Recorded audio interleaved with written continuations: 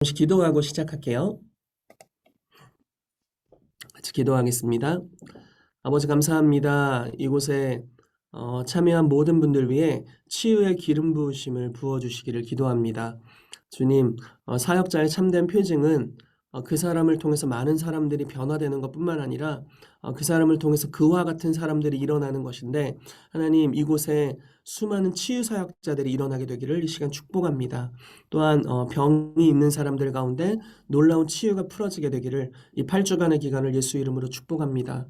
병을 고치는 하나님의 능력으로 우리 가운데 임해 주시고, 또 이곳에 있는 사람들을 통해서 수많은 병든 자들이 치유되고 또 치유 사역자들이 일어나게 되는 역사가 일어나게 되도록 성령님 우리 가운데 마음껏 일하여 주시옵소서. 주님의 영으로 운행해 주시기를 기도합니다. 지혜와 계시의 영을 주셔서 우리 가운데 이 치유의 사역의 유업을 잘 받아들일 수 있도록 성령님 우리 가운데 역사하여 주시옵소서. 이미 이곳에 기름 붓기 시작하셔서 감사합니다. 주님의 그 영광으로 좌정하시고 주님의 임재를 나타내 주시옵소서. 축복하며 예수 그리스도의 이름으로 기도합니다. 아멘. 네, 오늘 첫 번째 시간 치유사역의 당위성에 대해서 여러분들과 나누도록 하겠습니다. 자, 몇 가지 질문을 드릴게요. 자, 치유사역을 해야 하는 이유가 뭘까요? 음소거를 풀고 답변하지 마세요. 강의 안에 있는 내용이니까. 네. 모든 사람이 치유받는 것이 주님의 뜻인가요? 여러분들은 어떻게 생각하십니까? 아닌 케이스들이 있잖아요. 욥과 같은 케이스가 있었잖아요. 그리고 우리가 살다 보면은 치유를 위해 기도했지만 안타깝게도 먼저 이제 떠나가신 분들이 이제 제 주변에도 계신데 그런 분들이 또 계시잖아요. 근데 모든 사람이 치유받는 것이 주님의 뜻인가요? 혹시 주님이 내가 가지고 있는 이 질병을 통해 뭔가를 교훈하시려는 것이 아닐까요? 이런 생각들을 많이 하죠. 자, 또 모든 사람이 치유 사역을 배워야 할 필요가 있나요? 그냥 은사가 있는 몇몇 사람들만 잘 배워서 잘 써먹으면 되는 게 아닌가. 네, 이런 부분에 대해서 오늘 좀 답변하면서 치유사역의 당위성에 대해서 이야기하도록 하겠습니다. 특별히 왜 치유사역을 해야 하는가에 대한 주제로 나누도록 할게요. 자, 치유사역을 해야 되는 첫 번째 이유는 우리가 그리스도의 제자이기 때문입니다.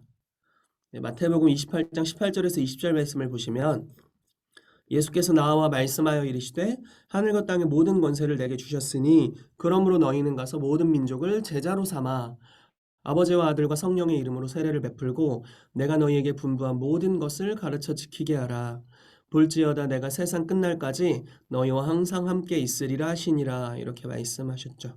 자, 제자와의 사명. 그러니까 우리가 제자가 될 뿐만 아니라 다른 사람을 제자 삼으라고 주님이 말씀하셨다는 거예요. 바울은 이런 식으로 표현하더라고요. 디모데에게 이렇게 얘기하는 거예요. 디모데가 바울의 제자였잖아요. 내가 너에게 부탁한 말씀을 충성된 사람들에게 부탁하라. 그러면 그들이 또 다른 이들을 가르칠 수 있으리라. 이렇게 말하면서 거의 4세대에 걸친 제자 사역을 이야기하고 있어요. 바울이 디모데에게, 디모데가 충성된 사람들에게, 충성된 사람들이 또 다른 사람들에게 이제 제자가 되는 것에 대해서 이야기를 하고 있다라는 거죠. 근데 이 제자와의 내용이 무엇이냐면 예수님께서 사도들에게 분부한 모든 것을 가르쳐 지키게 하라라는 거예요. 자, 일부가 아니라 모든 것. 예수님이 공생의 기간에 12제자를 자기와 함께 있게 하시면서 가장 가까이 있게 하시면서 가르치셨던 그 모든 것들을 다 죄다 가르쳐라. 이렇게 이야기를 했다는 거예요. 자, 그러면서 한번 말씀을 봅시다. 모든 민족을 제자로 삼아 아버지와 아들과 성령의 이름으로 세례를 베풀고, 여기서 이제 목사님들 제외하고 여러분 세례를 어떻게 주는지 아세요? 제가 왜 이런 이야기를 하면 성찬을 어떻게 인도하는지 혹시 아세요? 배워보신 적 있으세요?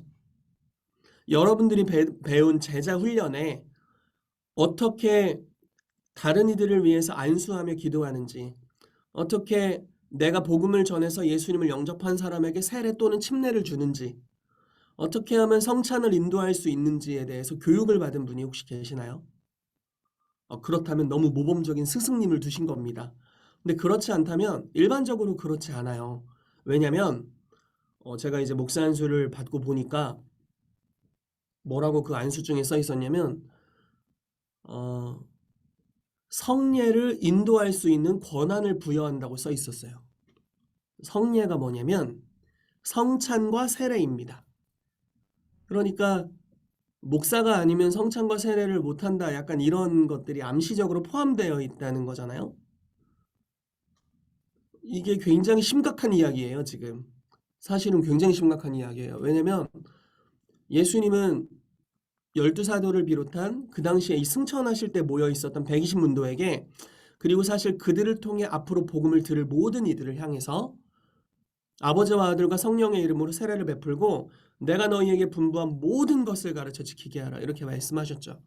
그렇지만 오늘날의 성도님들은 모든 것을 배우기보다는 좀 일부를 배우는 것 같아요.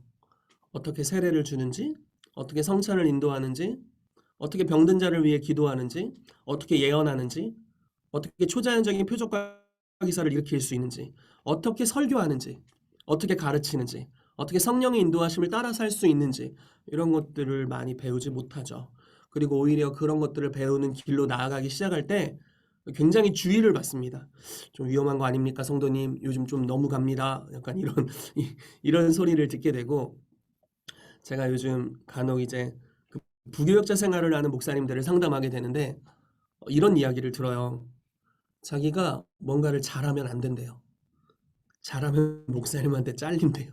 그래서 우리의 생계를 위해서라도, 그리고 우리의 그 사역의 자리를 지키기 위해서라도 너무너무 잘하면 안 된다는 거예요. 특히 성령의 은사가 나타나는 어떤 일들을 하는 것은 담임 목사님에게 위협이 되기 때문에 하면 안 된다는 거죠. 이러한 교회 문화 가운데서 우리가 있습니다. 그래서 예수님이 말씀하셨던 제자와 사명과 오늘날 교회의 현실이 너무 그 간극이 심한 거예요. 자, 또 이런 이야기를 해볼게요. 예수님이 사도들을 가르쳤어요. 그랬더니 사도들이 어떤 사람들이 됐냐면 예수님 같은 사람들이 됐어요. 자, 사도들이 초대교회 성도들을 가르쳤어요. 사도행전 2장에 사도들이 가르쳤다, 이렇게 나오고 사도행전 4장에 사도들이 가르쳤다, 또 이렇게 나오죠. 그러니까 사도들은 계속 가르치는 일을 해요. 예수님이 말씀하셨던 제자와 사명을 감당하는 거죠. 계속해서 가르쳤는데 그 가르침을 받은 초대교회 성도들이 어떻게 되냐면 사도 같은 사람들이 돼요. 뭐 사도가 됐다 이건 아니지만 사도들이 행했던 모든 걸 그대로 하는 사람들이 됩니다. 예를 들어서 스데반이 민간의 표적과 기사를 행하더라, 이렇게 나오면서 사도행전 2장부터 5장까지는 주로 12사도가 사역하는 장면이 나오고 또 그 중에서 베드로와 요한이 초자연적으로 사역하는 장면이 많이 목격이 됩니다. 그런데 6장부터는 스데반을 비롯한 7집사, 특히 스데반, 빌립을 중심으로 7집사들이 어떻게 사역하는지가 나오게 되고, 사도행전 9장에 가면 아나니아라는 그냥 성도예요. 이 사람은 집사님도 아니고 그냥 경건한 성도라고 표현되어 있습니다. 이 아나니아라는 성도에게 성령께서 역사하시면서 직가라는 거리로 가면 5사람 사울이 있다. 그 사람을 찾아가서 눈먼 것을 눈을 뜨게 해주고 그의 부르심에 대해서 예언해줘라, 이렇게 말씀하시는 거예요. 근데 이 아나니아가 이렇게 말하는 거예요. 주님, 저 사람은 대제사장에게 우리를 잡을 권한을 받은 사람인데 제가 어떻게 갑니까? 근데 이 사람이 던진 질문 중에, 주님, 저는 치유사역 어떻게 하는지 모르는데요? 주님, 저는 지금 당신이 말씀하시는 당신이 주님인지도 모르겠는데요. 그러니까 하나님의 음성 듣는 훈련이 안 됐는데요. 이렇게 말하지 않았다는 거예요. 하나님의 음성을 당연히 듣고 있고 당연히 치유 사역하는 거에 대해 그냥 너무 당연시 여기고 있어요. 아, 그래요? 제가 가서 그럼 눈뜨게 해주면 되는 거군요. 예언해주면 되는 거군요. 근데 하나 의문이 있어요, 주님. 저 사람에게 오히려 제가 잡히면 어떡해요? 이렇게 이야기를 하는 거예요. 그러니까 이미 너무너무나 훈련되어 있다는 거죠. 사도행전 11장에 가면 안디옥에 이제 흩어진 성도들이 안디옥에서 복음을 증거하는데, 원래는 유대인에게만 복음을 증거하다가 이방인에게 증거했는데 주의 손이 함께 하셨다라는 표현과 함께 수많은 사람들이 구원을 받았대요. 여러분, 주의 손이 함께 했다는 표현은 항상 표적과 기사가 동반되는 표현이거든요. 그러니까 초대교회 대부분의 성도들이 사도들의 가르침을 받고 사도들이 했던 걸 그대로 했다라는 거예요. 심지어 사도행전 6장인 것 같은데 6장 7장에 기록된 스데반의 설교는 성경에 나온, 신약에 나온 가장 긴 설교고 신학적으로 나무랄 데가 없는 구약 전체를 관통하면서도 예수 그리스도를 소개하는 좀 완전한 설교였어요. 그러니까 초대교회 성도들은 제자 훈련을 받으면 스승이랑 똑같아졌다. 그게 초대교회의 제자 훈련이었다는 거예요. 여러분 오늘날은 어떻습니까? 자, 여러분들이 목사님들에게 설교를 들어요. 매주일, 금요일, 수요일 메시지를 듣고 가르침을 받습니다. 그리고 거기서 제시하는 많은 훈련들을 받아요. 그럼 여러분들은 어떤 사람이 되나요? 제일 좋은 그림은 목사님 같은 분이 되는 거예요. 더 좋은 그림은 목사님이 예수님 같은 분이어서 우리가 예수님 같은 분이 되는 거예요. 근데 많은 부분 그렇게 되지는 않는 것 같아요. 그냥 아멘을 잘하고 교회 잘 충성하고 또 여러 봉사들을 섬기고 또 하나님이 주시는 축복들, 그 순종함으로 얻는 그냥 축복들이 있는 정도. 그죠? 그렇지만 목사님이 사역을 하는 것 같이 사역을 하는 영역으로 가지는 못해요. 목사님이 설교하는 것 같이 설교하지는 못하고 목사님이 제자 훈련하는 것 같이 제자 훈련하지는 못하고 많은 영적인 기능들은 풀타임 사역자들에게로 사역자라고 불리는 그룹에게로 가고 순종하고 따르고 팔로워하는 영역은 성도들에게 남아 있게 되는 거죠. 그래서 풀타임 사역자들, 목사, 선교사, 이런 전도사, 강도사 이런 풀타임 사역자들은 영적인 가장 중요한 것이라고 여겨지는 어떠한 것들을 담당하게 되고 다른 평신도 그룹은 이 가장 중요한 사역을 담당하는 사람들을 서포터하는 역할로서 하나님의 나라가 뭔가 팀 사역으로 이루어지는 좋지는 않은 팀 사역입니다. 이런 방식으로 그림이 그려진다는 거예요. 좋지 않죠. 주님이 그리신 그림이 이것인가? 저는 절대 아니라고 생각해요. 한 목사님이 교회를 건축하시게 됐대요. 너무 기쁜 거예요. 이제 교회가 성장해서 교회를 건축한다는 건 큰 축복이잖아요. 그래서 자기가 이제 고용한 건축업자 이제 한테 가가지고 얘기를 한 거예요. 제가 건축 기술은 없는데 하나님의 성전이 지어지는데 제가 가만히 있을 수 없습니다. 저에게 할 일이라도 좀 주세요. 이렇게 하신 거예요. 그래서 아무리 봐도 건축 기술이 없어 보이시고 또 그러니까 중요한 일을 못 맡기겠는 거죠. 이 건축업자가. 그래서 이 목사님께 그럼 목사님 이런 걸 해주세요. 그 3m짜리 나무가 오늘 여러 개가 오게 되는데 이제 100개가 필요해요. 그거를 2.5m로 잘라주세요. 이렇게 이제 이야기를 한 거예요. 그러니까 3m짜리 나무가 오게 되는데 그걸 그대로 쓰는 게 아니라 2.5m로 잘랐어야 된다는 거죠. 그래서 모든 이제 100개의 나무를 2.5m로 잘라서 내일까지 100개를 만들어서 맞춰달라. 이렇게 이제 부탁을 드렸어요. 목사님 너무 기쁘셔가지고 막 밤새 톱질을 하신 거예요. 촉촉촉촉 톱질을 하셨는데 이제 문제가 발생했어요. 문제가 뭐였냐면 자, 첫 번째 3m짜리 나무를 줄자로 이렇게 재가지고 2.5m에 표시를 해서 톱으로 잘랐습니다. 꽤 괜찮죠? 물론 약간 삐뚤빼뚤 이렇게 할 수는 있어도 잘 잘랐어요. 근데 그 다음 나무를 자를 때 줄자로 쟀어야 되는데 줄자로 잰 게 아니라 그 전에 잘랐던 나무를 갖다 댄 거예요. 그래서 또 잘랐어요. 그리고 그 다음에 그 바로 직전에 잘랐던 나무를 갖다 댄 거예요. 그리고 잘랐어요. 이게 한 번에 1mm씩 비껴나가기 시작한 거예요. 마지막 100번째 나무가 됐을 때는 쓸 수 없는 나무가 되었어요. 이게 실제로 있었던 일이라는데 어쩌면 우리의 제자 양육이 이럴 수 있다라는 거예요. 우리가 전 세대의 모델을 따르죠. 그리고 그 전 세대는 그 전 세대의 모델을 따랐겠죠. 그 전 세대는 그 전 세대의 모델을 따랐을 거예요. 그런데 조금씩 비껴나갔을 수가 있다라는 거죠. 그래서 지금은 초대교회를 보면은 생소해요. 사도행전과 교회, 오늘날 우리의 교회를 비교하는 게 굉장히 생소해요. 그 당시에 그랬나 봐.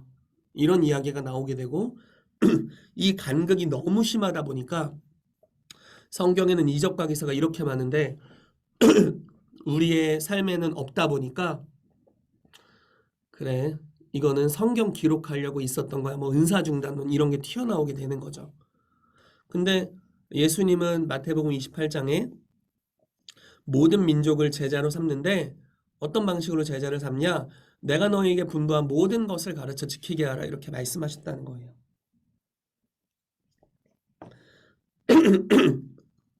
그래서 우리가 우리 세대와 초대교회 사이에 이 간극을 메우기 위해서는, 다른 말로 해서 제대로 된 제자화가 어떤 모습으로 이루어지는지를 알기 위해서는 그 제자화의 원본을 들여다볼 필요가 있다라는 것이고, 그 원본은 예수님이 12사도를 어떤 방식으로 가르치셨고 그들에게 무엇을 분부하셨는지를 보면 우리가 그걸 따라가면 된다라는 것이죠. 그래서 마태복음 10장 7절 8절 말씀을 가져왔습니다.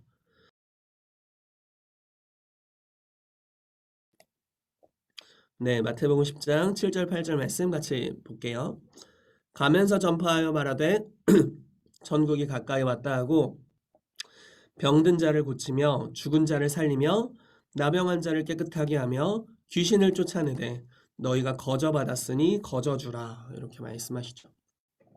자, 예수님이 제자들을 자기가 친히 가려는 동네로 파송하시면서 이 마태복음 10장과 누가복음 9장 10장 이렇게 동일한 말씀으로 축복하면서 보내시는 것을 볼 수 있습니다. 가면서 전파해라, 천국이 가까이 왔다, 즉 복음을 선포하라는 것이죠. 자, 전도를 명령하셨어요. 근데 전도 가서 천국이 가까이 왔어요, 예수님 믿으세요, 불신지요, 믿으면 천국, 이렇게만 선포하라고 한 게 아니라 천국을 직접 보여주는 어떤 제스처를 하게 하셨어요. 자, 8절 보시면 병든 자를 고쳐라, 죽은 자를 살려라, 나병한 자를 깨끗하게 하라, 귀신을 쫓아내라.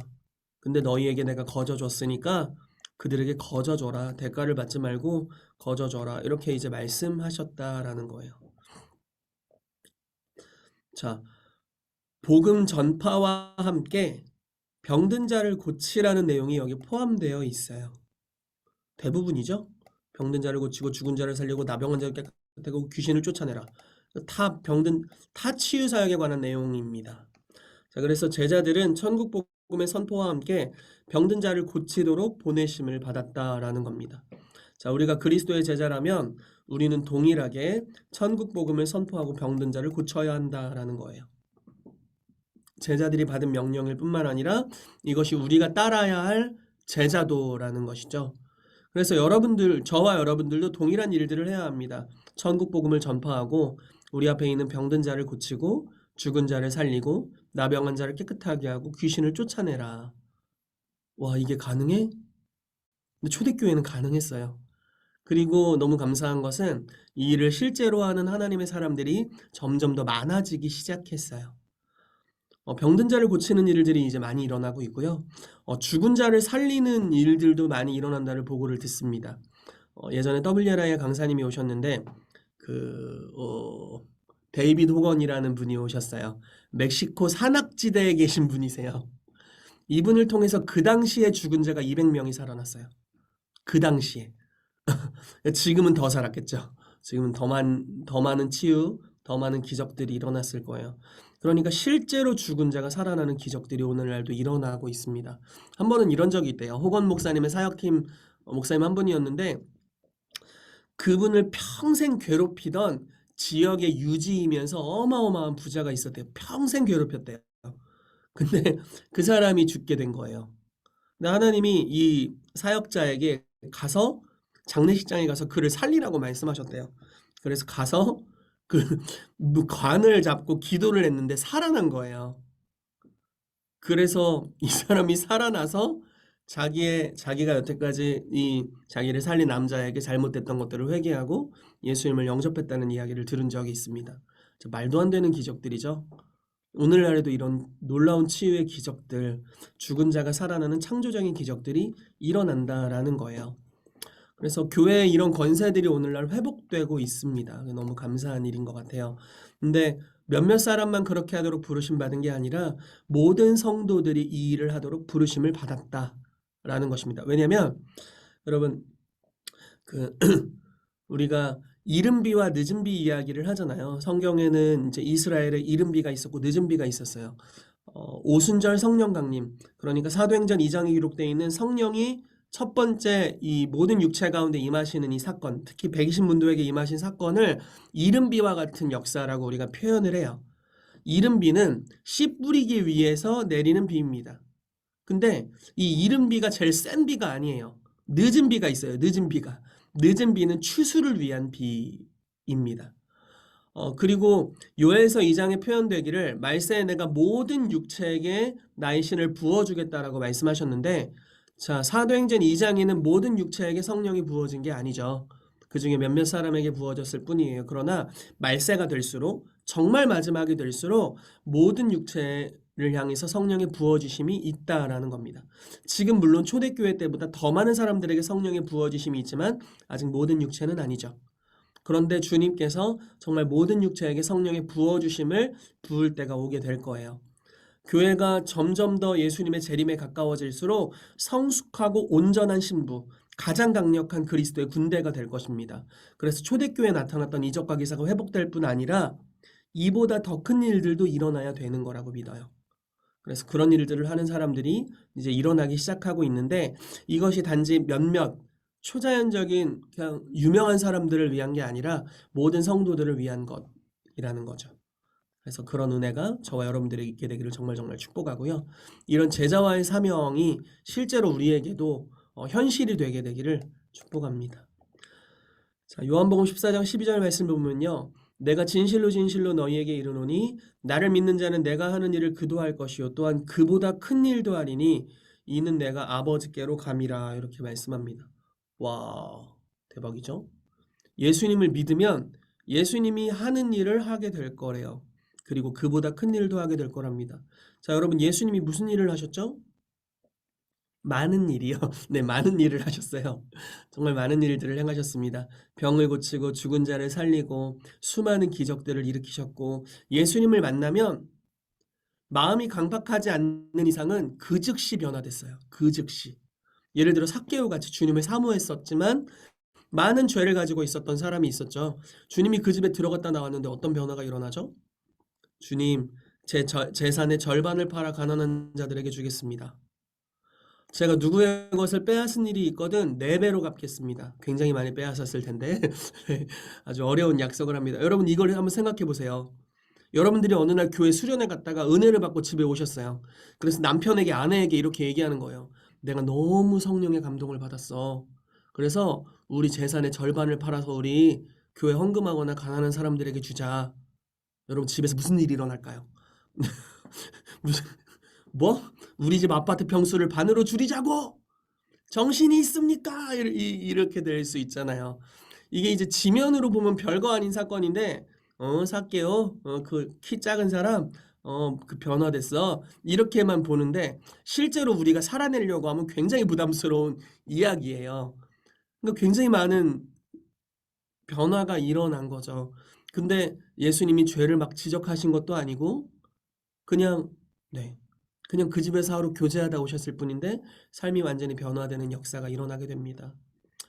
혈루증 앓는 여인, 12년 동안 혈루증 앓았던 여인은 어떻게 됐습니까? 내가 저 사람을 만지기만 해도 구원을 받을 거야. 치유받을 거야. 옷자락을 만졌더니 치유돼 버렸어요. 오, 주여. 그리고 그 다음에는 이 소문이 났을 거잖아요.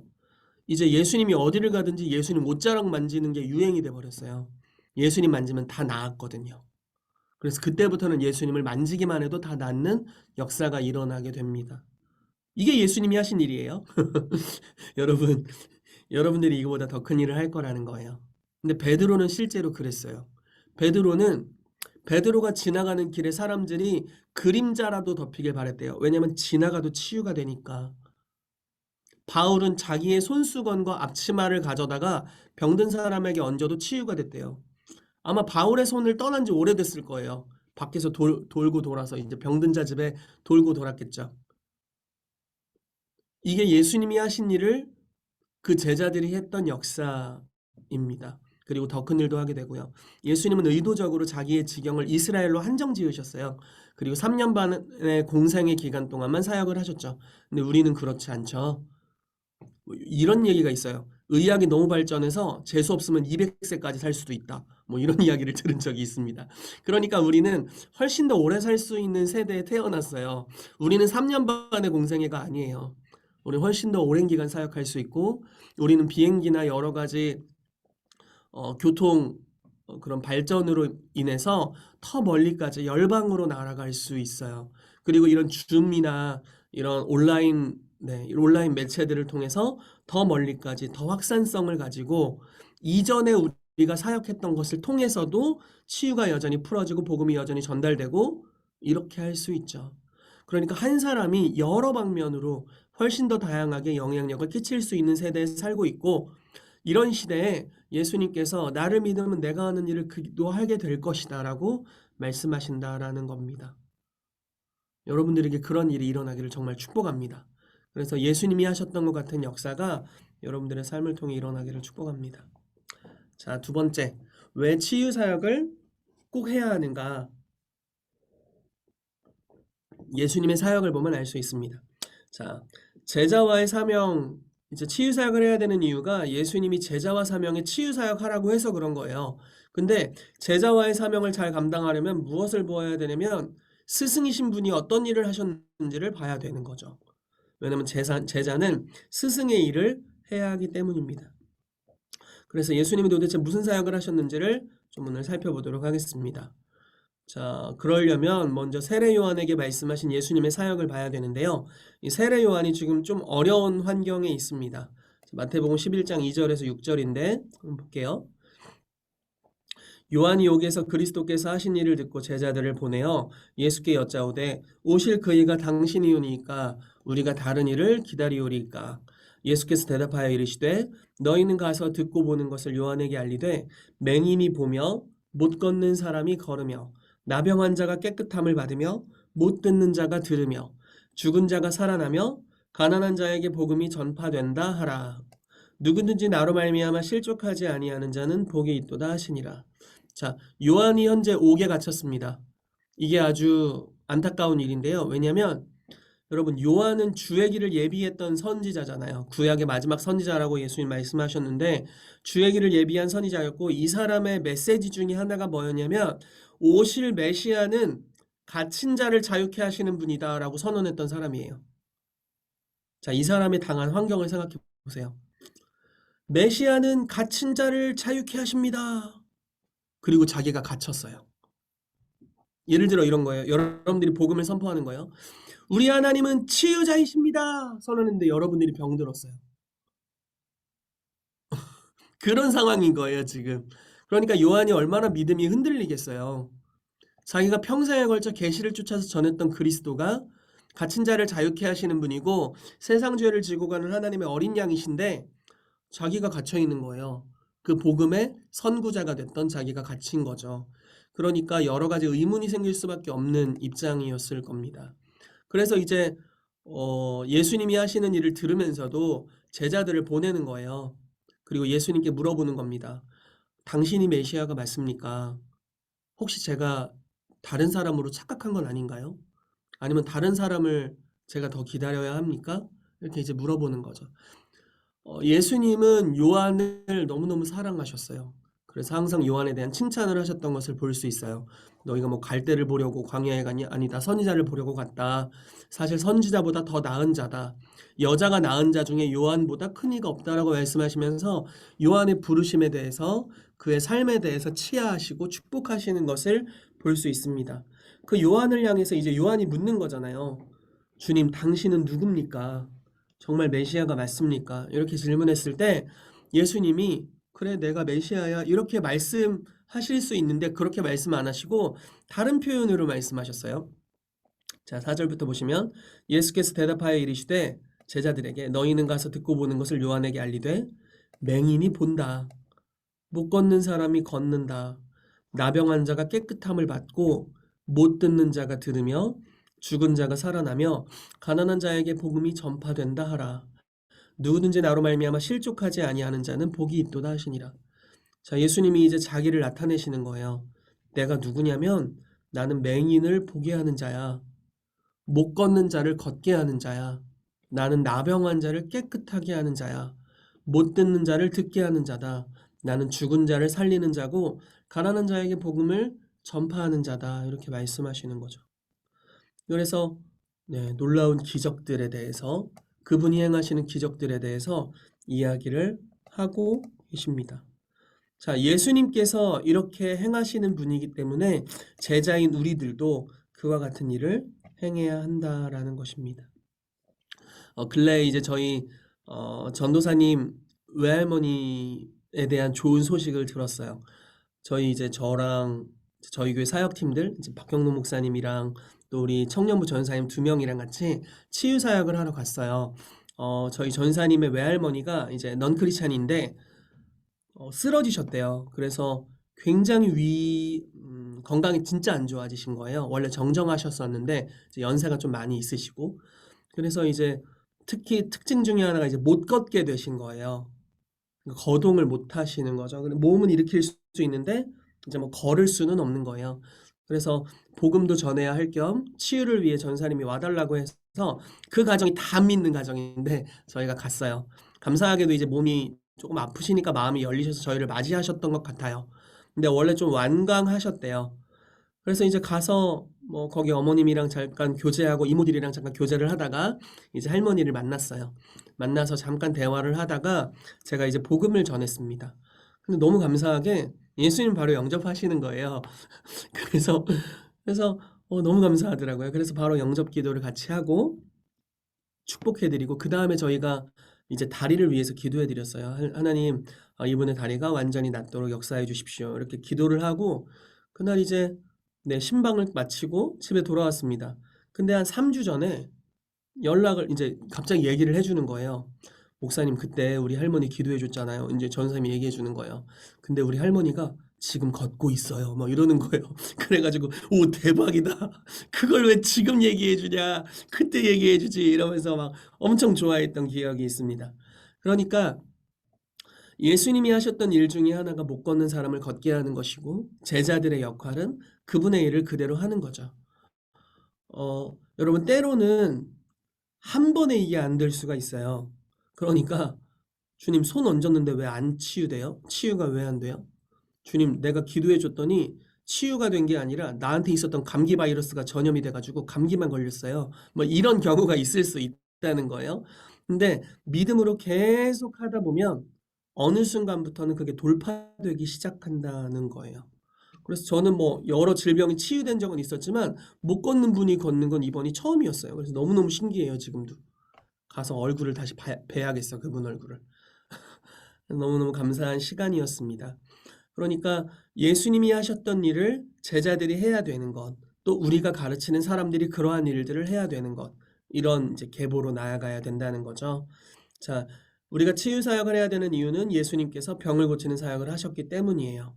아래 도표를 하나 만들어 놨죠. 거기 보시면 이제 예수님이 하셨던 치유 사역 몇 가지가 정리되어 있습니다. 자, 보시죠. 자, 특징이 있다면 왼쪽에 있는 단어들이에요. 다 그 중에 있는 우리의 뭐 이런 게 나와 있는데 쭉 읽어드릴게요. 예수께서 아시고 거기를 떠나가시니 사람들이 많이 쫓는지라 예수께서 저희의 병을 다 고치시고 다 고쳤어요. 예수께서 나오사 큰 무리를 보시고 불쌍히 여기사 그 중에 있는 병인을 고쳐주시니라. 네, 그 중에 있는 병든 사람 고쳐주셨습니다. 이는 선지자 이사야로 하신 말씀에 우리 연약한 것을 친히 담당하시고 병을 짊어지셨도다. 네, 우리의 연약한 것을 담당하셨어요. 다만 예수의 옷가에라도 손을 대게 하시기를 간구하니 손을 대는 자는 다 나음을 얻으니라. 예수께서 모든 성과 촌에 두루 다니사 저희 회당에서 가르치시며 천국 복음을 전파하시며 모든 병과 모든 약한 것을 고치시니라. 자, 예외가 없죠. 해질 무렵에 사람들이 온갖 병자들을 데리고 나오매 예수께서 일일이 그 위에 손을 얹으사 고치시니 이렇게 나오고 있습니다. 저물매 사람들이 귀신 들린 자를 많이 데리고 예수께 오거늘 예수께서 말씀으로 귀신들을 쫓아내시고 병든 자를 다 고치시니 네, 이렇게 나오고 있고요. 온 무리가 예수를 만지려고 힘쓰니 이는 능력이 예수께로 나서 모든 사람을 낫게 함이러라 이렇게 나오고 있어요. 자, 온 무리를 다 치유했다. 모든 사람을 낫게 했다. 하나님이 나사렛 예수에게 성령과 능력을 기름 붓듯 하셨음에 저가 두루 다니시며 착한 일을 행하시고 마귀에게 눌린 모든 자를 고치셨으니 이는 하나님이 함께 하셨습니다. 자, 질문을 드려볼게요. 예수님 시대의 병자를 예수님이 다 고쳤나요? 네, 그거는 아닙니다. 아니에요. 다 고치진 않았어요. 그렇다면 반대로 예수님께 나오는 자들은 다 고쳤어요. 모든 병자를 다 찾아가서 고치신 건 아니에요. 남아있는 병자들이 있었어요. 특히 그 사도행전 3장에 등장하는 미문에 앉은 안전뱅이는 예수님 시절부터 그 자리에 그대로 있었어요. 근데 예수님께 나온 사람 중에 고침받지 않고 간 사람은 없어요. 심지어 믿음이 없어도. 예수님 이러셨잖아요. 너의 믿음 왜 이렇게 적냐? 믿음이 없는 자들아. 이러고 그냥 치유하셨어요.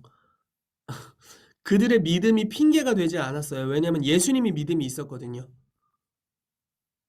이게 중요한 측면이에요. 저희가 이제 치유의 3요소 때 이런 부분들을 다룰 텐데 누구든 하나만 믿음이 있으면 돼요. 내가 믿음이 있든 치유받는 사람이 믿음이 있든 이 우리를 중재해주는 중보자가 믿음이 있든지 누구든 하나만 믿음이 있으면 치유가 일어날 수 있다는 거예요. 치유사역자 입장에서는 그렇기 때문에 치유사역자 하나만 믿음이 있으면 돼요. 그래야 우리가 믿지 않는 자들에게 손을 얹을 수 있잖아요. 그쵸? 그래야 우리가 사탄 숭배자들에게도 손을 얹을 수 있겠죠. 우리가 무당들에게도 손을 얹을 수 있고요. 우상 숭배를 하는 사람들에게도 하나님의 선하심을 안수를 통해 보여줄 수 있겠죠. 그래서 우리가 믿음이 있으면 돼요.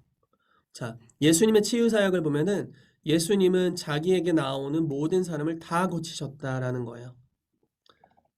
자, 핵심이 되는 말씀이 있습니다. 한 번은 나병 환자가 예수님께 나와서 이렇게 물어봤어요. 주여, 원하시면 저를 깨끗하게 하실 수 있습니다. 자, 예수님의 능력이 있냐 뭐 이런 거 물어본 게 아니에요. 그냥 당신의 의지, 당신이 나를 고치길 원하냐, 당신이 원하면 당신이 능력이 있기 때문에 날 고치실 수 있습니다. 이렇게 얘기한 거잖아요. 예수님께서 이렇게 말씀하셨어요. 손을 의도적으로 대셨어요. 와, 구약에서 나병 환자에게 손대면 부정하게 돼요. 이 무슨 말인지 이해되세요? 구약은 아직 보혈의 대가가 지불되지 않았기 때문에 부정한 것이 거룩한 걸 이겨요. 그러니까 죄의 오염이 의의 확산보다도 더 강력하다라는 거예요. 그래서 나병 환자를 만지면 부정하게 되고 뭐 집비둘기 새끼, 산비둘기 새끼 이런 거 이제 바치면서 거룩해 되어야 되고 이제 등등등등의 예식이 있었어요. 근데 신약은 완전히 달라졌어요. 거룩한 자가 부정한 자를 만지면 부정한 자가 거룩해져요. 자, 다시 표현해 볼게요. 여러분들이 귀신 들린 사람에게 손을 얹으면 여러분들한테 귀신 묻는 게 아니라 여러분들 안에 계신 성령님이 그 사람을 자유케 해주세요. 자, 우리가 병든 자에게 손을 얹으면 여러분들이 질병이 묻어서 오는 게 아니라 여러분들 안에 있는 성령의 권능이 병자를 치유합니다. 우리가 죄가 많은 영역에 들어가면 죄에 전염돼서 오는 게 아니라 그 죄가 관영한 곳에 여러분들 안에 있는 은혜가 더욱 넘치게 되어서 그 영역이 변화되는 역사가 일어나게 돼요. 이게 예수님이 하셨던 방법이었고, 그래서 바울은 이런 표현을 들었어요. 이 전염병 같은 자. 사실 개역 한글은 좀 더 빡세게 표현이 되어 있습니다. 이 연병 같은 자. 이렇게 표현이 되어 있어요. 얼마나 이 사람이 가는 곳에 강력한 영향력이 나타났으면 여러분 생각을 해보세요. 바울이 갔잖아요. 우상 숭배가 끊어져요. 바울만 만나면 삶이 변화되는데 바울만 만나면 삶이 변화된 사람을 누가 또 만나면 또 변화되고 또 만나면 또 변화되고 심지어 바울이 걸쳤던 손수건만 얹어도 병이 치유되고 심지어 사람들이 에베소 거리에서 바울이 전한 예수의 이름으로 명하노니 귀신아 떠나가라 이렇게 유행을 하는 차원까지 일어나게 된 거예요. 그러니까 전염병 같은 자죠. 한번 접촉하면 막을 수가 없어. 그 흐름을.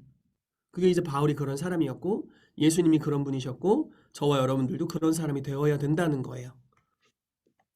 자, 무슨 얘기를 하다 여기까지 왔는지 모르겠지만 어쨌든 예수님께서는 자기에게 나오는 모든 자들을 고치셨다라는 것입니다. 자, 이 이야기를 왜 자꾸 강조하냐면 모든 사람이 치유받는 것이 주님의 뜻입니까?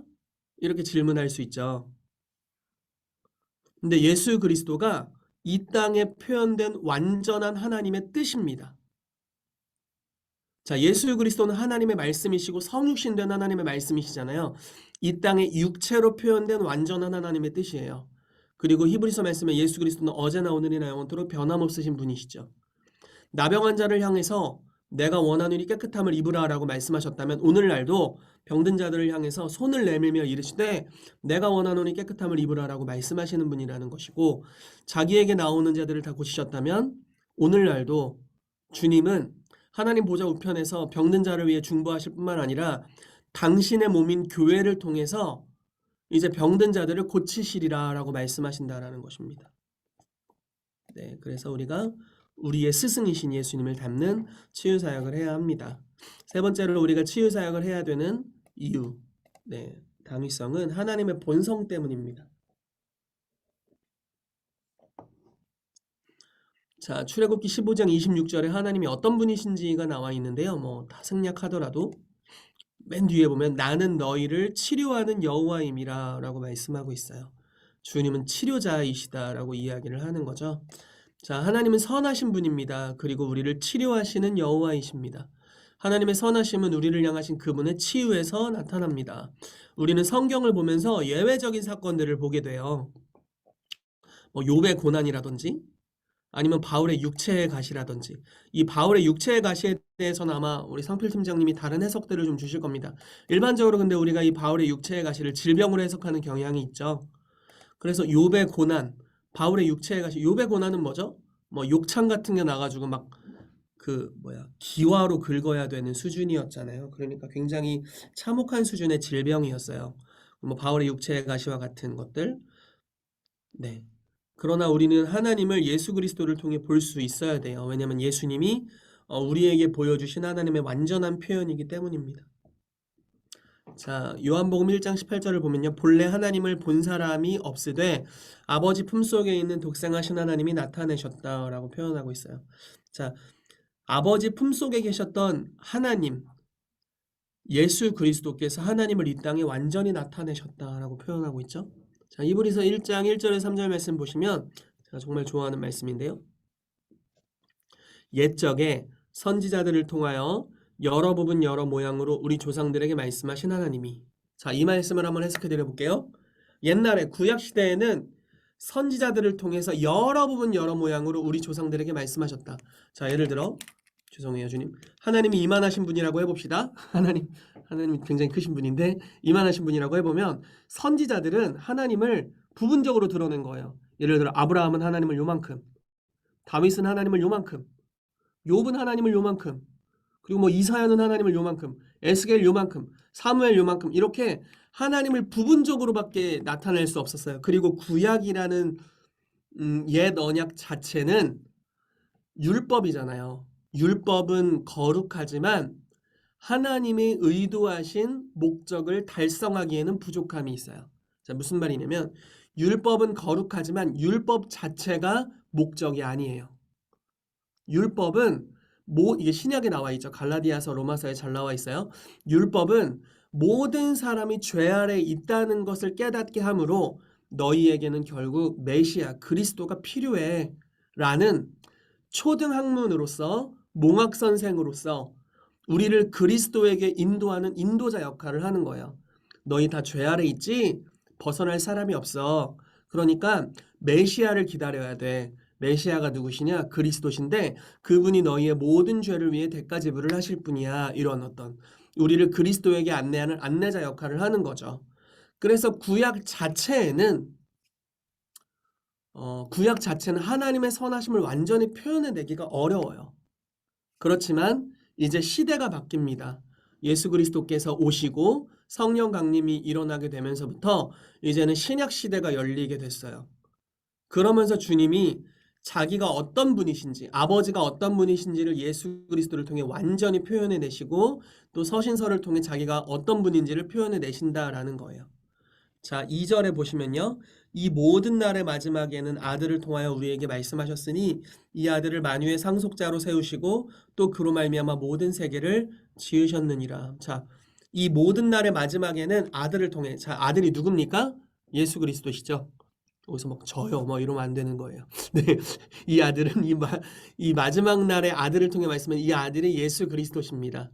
예수 그리스도께서 아버지를 완전히 나타내셨다라는 것이고 그분을 이제 소개를 하는데 그분은 3절에 하나님의 영광의 광채시다. 자, 하나님의 영광은 보이지 않죠. 근데 광채, 그 보이지 않는 하나님의 영광을 빛의 형태로 드러내신 분입니다. 볼 수 있게 드러나신 분, 또 그 본체의 형상이시라. 본체, 하나님의 본체는 보이지가 않아요. 보이지 않는 분이죠. 근데 볼 수 있는 형상으로 나타내신 분. 그래서 예수 그리스도를 보면 아버지 하나님이 어떤 분인지를 완전히 알 수 있어요. 우리가 구약만 읽으면 하나님이 꽤 잔인해 보이지 않나요? 뭐야, 주님이 다 죽이래. 뭐야, 주님이 너무 잔인해. 용서도 안 하는 것 같아. 이런 모습들이 있잖아요. 근데 구약은 섭리상 하나님을 완전히 보여줄 수 없는 구조예요. 왜냐면 모든 사람을 죄 아래 가둬야 했거든요. 이제 구약을 지나서 신약의 예수 그리스도에 이르렀을 때 하나님을 완전히 표현할 수 있게 하셨다라는 거죠. 물론 이제 구약에 하나님의 속성들이 많이 나와 있지만요. 자, 그래서 결국 이제 이야기하는 것은 하나님은 치유하시는 하나님이신데 주님의 온전한 나타남은 예수 그리스도를 통해 드러나게 됐고 예수 그리스도는 자기에게 나오는 모든 자들을 다 고치셨다는 거예요. 그래서 아버지 하나님도 치유자이실 뿐만 아니라 오늘날 우리를 향해서 또 모든 병든 자를 향해서 어떤 마음을 가지고 계시냐면 내가 예수 그리스도를 통해 나타낸 것 같이 나도 너희가 치유되기를 원해라고 말씀하신다는 거죠. 자, 온 땅의 왕이신 그분께서 내가 너희가 치유되기를 원해라고 말씀하고 계시고 하나님 보좌 우편에서 우리를 위해 친히 간구하시는 그 주님께서 내가 너희가 치유되기를 원해라고 말씀하고 계시고 우리 안에 계신 성령께서 아버지와 예수님과 동일한 마음을 가지고 계신 하나님의 깊은 것을 통찰하시고 완전히 하시는 성령님도 내가 너희를 치유하길 원해라고 말씀하고 계시고 이제 그리스도의 몸인 교회도 거기 동의하여서 우리가 병든 자를 치유하기 원합니다. 이렇게 반응해야 된다는 것입니다. 아멘. 여러분들이 그렇게 하게 되기를 정말 정말 축복합니다. 자, 마지막으로 볼게요. 4번 넘겨서 보겠습니다. 자, 우리가 치유 사역을 해야 되는 네 번째 이유는요. 하나님 나라의 가시적인 표현입니다. 자, 하나님 나라를 이야기하면 이야기할 게 굉장히 많습니다. 복음서의 처음과 마지막의 메시지가 하나님 나라였고요.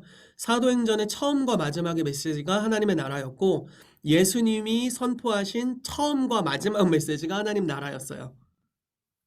그러니까 하나님 나라라는 주제는 예수님의 가장 중요한 주제였고 예수님이 가르쳐 주신 주기도문의 가장 큰 주제, 핵심 주제였습니다. 그 하나님의 나라가 가시적으로 표현된 모습 중에 하나가 치유라는 것입니다. 마태복음 6장 9절 10절 보시면요. 이 주기도문 말씀이죠. 그러므로 너희는 이렇게 기도하라. 하늘에 계신 우리 아버지여 이름이 거룩히 여김을 받으시오며 나라가 임하시오며 뜻이 하늘에서 이루어진 것 같이 땅에서도 이루어지이다. 이렇게 말씀하고 있습니다. 자, 주기도문에 여러 가지가 나와 있는데 그 중에 10절을 볼게요. 나라가 임하시오며 뜻이 하늘에서 이루어진 것 같이 땅에서도 이루어지이다. 자, 이 말씀이 이제 이런 내용입니다. 하나님 나라가 이 땅에 임하십시오. 하나님의 뜻이 하늘에서 완전히 이루어진 것 같이 이 땅에서도 이루어지게 하십시오. 이렇게 기도하는 거예요. 자, 이 표현을 볼게요. 하나님의 뜻이 하늘에서는 다 이루어져 있대요. 여러분들을 향한 하나님의 뜻을 알고 싶지 않으세요? 하나님, 내 삶을 향한 주님의 뜻이 뭐예요? 주님, 내 삶이 어떻게 되길 원하세요? 그럼 주님이 이렇게 말씀하시는 거예요. 주기도문을 봐라. 그럼 나와 있어. 그렇구나. 어디 나와 있지?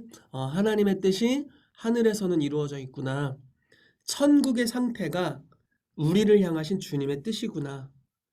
라는 걸 알 수 있죠. 자, 그리고 또 표현을 해볼게요. 땅에서도 이루어지이다. 이 이루어졌다는 거예요? 이루어져야 된다는 거예요? 자, 이루어져야 된다는 거죠. 그러니까 다른 방식으로 표현을 해보면요. 여러분, 이 땅은 아직 하나님의 뜻이 다 이루어져 있지 않아요. 그래서 기도하라고 하시는 거예요. 이 땅에서도 하늘에서 같이 주의 뜻이 이루어질지어다. 이렇게 기도해라. 라고 말씀하시는 거죠. 우리는 때로 이렇게 생각하는 경향이 있어요. 이 땅에 일어나는 모든 일들이 다 하나님의 뜻이야. 왜? 하나님은 전능하시니까. 이 땅에 일어나는 모든 일들은 다 하나님이 허락하신 거야. 왜? 하나님은 전능하시니까. 근데 여러분 이 말씀을 보세요. 이 땅에 일어나는 모든 일들이 하나님의 뜻이 아니에요. 너무 안타까운 일이죠. 자, 이 땅에 일어나는 모든 것이 하나님의 뜻은 아니지만 하나님은 교회를 통해서 이 땅에 하늘에서 이루어진 것 같이 땅에서도 주의 뜻이 이루어지기를 바라세요. 하나 이제 성경 이야기를 해드릴게요. 나면서부터 소경이었던 한 사람이 있었어요. 아마 제자들은 이렇게 생각했던 것 같아요. 질병의 근원은 죄다. 아마 이런 신학적인 이론이 있었던 것 같아요. 맞아요, 사실. 맞습니다. 근데 뭐 예를 들어 이런 건 아니에요. 여러분들이 지금 무슨 병에 걸렸다고 다 죄져서 걸린 거는 아닙니다. 그냥 원죄로 인해서 또는 자범죄로 인해서 이러한 것들이 결국 직간접적으로 죄를 이 땅에 유발시킨 거죠. 이렇게 보면 되는데, 근데 어쨌든 이 사람에 대해서 이제 물어보는 거예요. 주님, 이 사람이 나면서부터 맹인인데 못 보는 사람인데 누구의 죄 때문입니까? 일반적으로 이제 병에 걸렸으면 자기 죄 때문이구나 이렇게 생각할 텐데 문제는 태어날 때부터 맹인이었다는 거예요. 그러니까 이제 질문이 두 가지로 갈리는 거죠. 부모의 죄입니까? 자기 죄입니까? 예수님 뭐라고 말씀하시냐면 부모의 죄도 그 사람의 죄도 아니고 하나님의 영광을 위한 것이다 이렇게 표현하세요. 저는 처음에 이 이야기를 들었을 때 하나님이 참 잔인하시다. 당신의 영광을 위해 눈이 멀게 했어? 와, 보통 잔인하신 분이 아니구나. 이렇게 생각했는데, 이게 잘못된 해석이었다는 걸 나중에 깨달았어요. 자, 이 말씀 이렇게 해석할 수 있어요. 부모의 죄이든 본인의 죄이든 그건 중요한 게 아니야. 중요한 건 이제 이 사람을 통해서 하나님이 영광 받으실 건데, 내가 이 사람의 눈을 뜨게 해주는 하나님의 뜻을 이루는 것을 통해서 하나님이 영광 받으실 거야. 이렇게 표현하는 거예요. 그리고 나서 진흙을 이겨서 눈에 붙이시고 실로암 연못에 가서 씻으라고 하셨고 그 사람이 씻고 완전히 낫는 역사가 일어나게 됩니다. 자, 무슨 말이냐면 어떤 사람의 상태 그 자체가 하나님의 뜻이 아니에요. 이 상태로부터 천국의 모습이 되는 것이 하나님의 뜻이에요. 그래서 그걸 통해 영광 받길 원하신다는 거예요. 하나 또 비유를 들어드릴게요. 예수님께서 회당에 들어가셨는데 18해 동안 18년 동안 귀신 들려서 몸이 꼬부라져 있는 한 여인이 있었어요. 18년이나 몸이 꼬부라져 있었대요. 얼마나 괴로웠겠어요. 좀 허리가 조금 삐끗해도 막 아이고 아이고 막 이러는데 이게 무리하면 요즘 목에 담이 걸리더라고요. 이렇게 돌리다가 그럼 이러고 너무 힘든데 이런 정도가 아니라 한 2, 3주 고생하는 정도가 아니라 18해 동안이나 온몸이 다 짓눌려 가지고 꼬부라져 있는 한 여인. 예수님께서 이 여인을 이렇게 이야기하십니다. 이 아브라함의 딸을 내가 고치는 것이 마땅치 않느냐. 자, 보세요. 너무 놀라운 표현이에요. 이 사람의 부르심은 아브라함의 딸이에요. 근데 상태는 아브라함의 딸이 아니에요. 이 사람의 정체성은 아브라함의 딸이에요. 근데 상태는 그렇지 않아요. 상태는 주님의 뜻이 아니에요. 정체성은 주님의 뜻 안에 머물러 있지만 상태는 주님의 뜻이 아니에요. 자, 메시아께서 하신 일, 기름 부으심 받은 분이 하신 일은 이 사람의 상태를 이 사람의 정체성에 합당하게 바꿔주는 거였어요. 그걸 통해 영광 받으시는 거였죠. 자, 무슨 말이냐면 병든 자 그 상태가 주님의 뜻이 아니라 병든 자를 치유하는 것을 통해 주님의 뜻을 이루는 것이 주님이 영광 받으시는 방법이다라는 거예요. 우리는 마귀가 해놓은 나쁜 일들을 하나님이 했다고 하는 경향이 있어요. 여러 사고가 있었어요. 그러면은 하나님 어떻게 제 삶에 이런 일을 행하셨어요? 이렇게 이야기한단 말이죠. 하나님이 한 적이 없어요. 오히려 마귀는 죽이고 도적질하고 멸망시키려는 일을 행하는 자이죠. 예수님은 선한 목자세요. 병을 주는 것을 통해 영광 받으신 적이 없고 그렇게 행하지도 않으세요. 하나님이 영광 받으시는 방법은 병을 고치는 것을 통해 영광 받으신다는 거예요. 그래서 우리가 취해야 될 방향성도 이와 같은 방향성이 되어야 합니다. 제가 심장병이 있었습니다. 21 정도? 네, 21, 22 정도에 사역을 하는데 너무 무리를 한 것 같아요. 그때 제가 전도사로 사역을 하고 있을 때였는데 너무 무리를 막 스트레스를 많이 받았나 심장이 뜨끔한 거예요. 그래서 왜 이렇게 힘들지? 이랬어요. 근데 사실 그렇게 무리가 될 만한 삶을 살고 있었어요. 하루에 3시간 자면서 정말 밥 먹고 기도만 하고 있었거든요. 그래가지고 완전 몸이 축났죠. 근데 이제 스트레스까지 겹치니까 심장에 무리가 갔나 봐요. 그래서 그날부터 회복이 안 되는 거예요. 약 6, 7년 정도를 하루에 12시간을 누워 있어야 됐어요. 그러니까 12시간을 자는 거는 아닌데 활동이 불가능한 거예요. 너무 심장이 아파가지고. 뭐 너무 두근거리고 막 불규칙적이고 너무 힘든 거예요. 그래서 6, 7년간은 하루에 12시간을 누워 있어야 되는 거예요. 그래서 주님께 이제 기도를 하는데 별로 자신이 없는 거예요. 혹시 이게 주님이 준 거면 어떡하지? 이런 생각이 제 안에 있었어요. 더 놀라운 것은 치유 사역을 제가 하고 있었다는 거예요.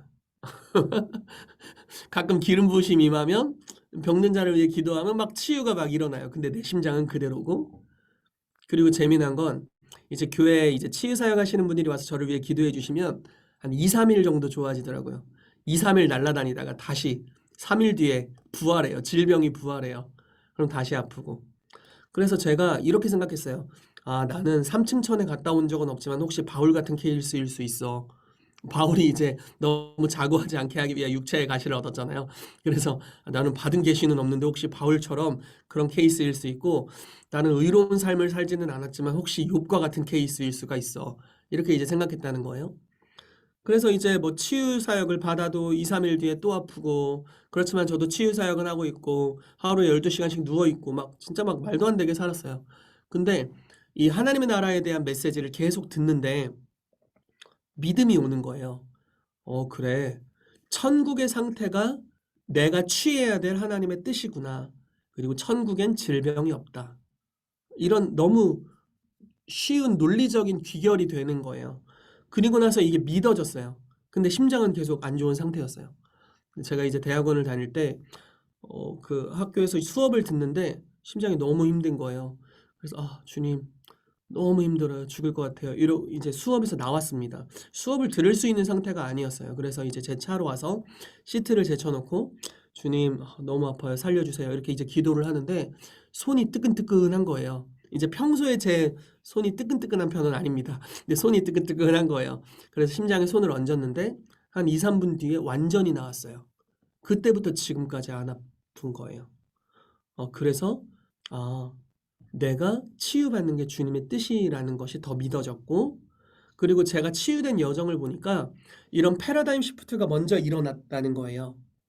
그리고 나서 치유가 온전히 나의 것이 됐어요. 그래서 여러분들 가운데도 혹시 몸이 아프신 분들이 있다면, 그리고 혹시 주님이 준 거 아니야? 이렇게 생각하는 분이 있다면, 주님은 질병을 주는 분은 아닙니다. 주님은 다른 방식으로 교훈하시는 분이세요. 주님은 말씀으로 교훈하세요. 그렇지만 우리를 교훈하기 위해 질병을 주시는 분은 아닙니다. 그리고 주님은 질병 자체를 통해서 영광 받지 않으세요. 질병을 고치는 것을 통해서 영광 받으십니다. 그렇기 때문에 우리가 병이 치유되기를 정말 정말 축복하고요. 우리가 치유 사역을 해야 될 마지막 네 번째 이유는 이 치유 사역이 하나님의 나라가 이 땅에 임했다는 가시적인 표현이기 때문입니다.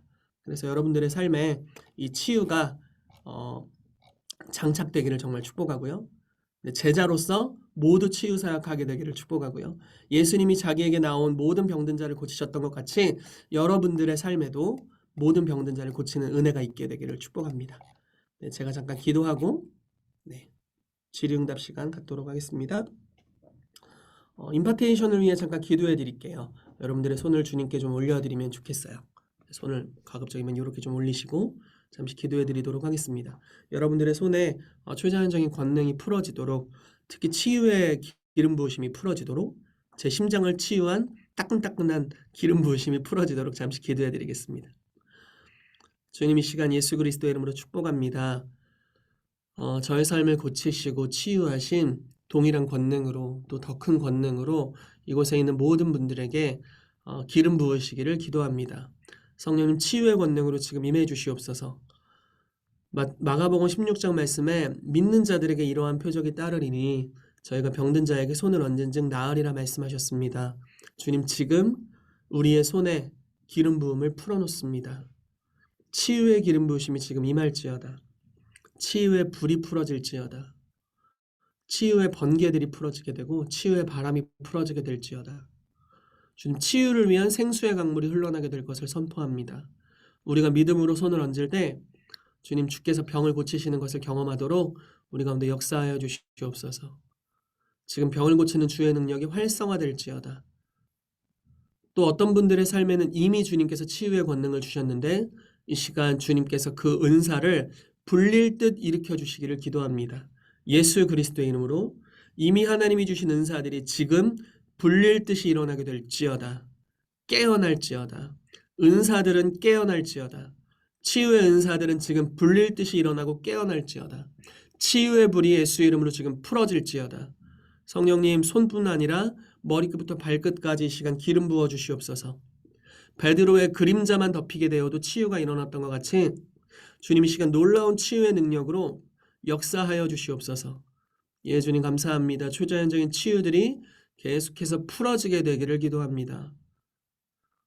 예, 주님 감사합니다. 그래서 이곳에 있는 분들의 삶에 치유의 권능이 증가되게 해주시고 더 많은 치유들이 나타나게 되도록 주여 일하여 주시옵소서. 감사드리며 예수님의 이름으로 기도합니다. 아멘.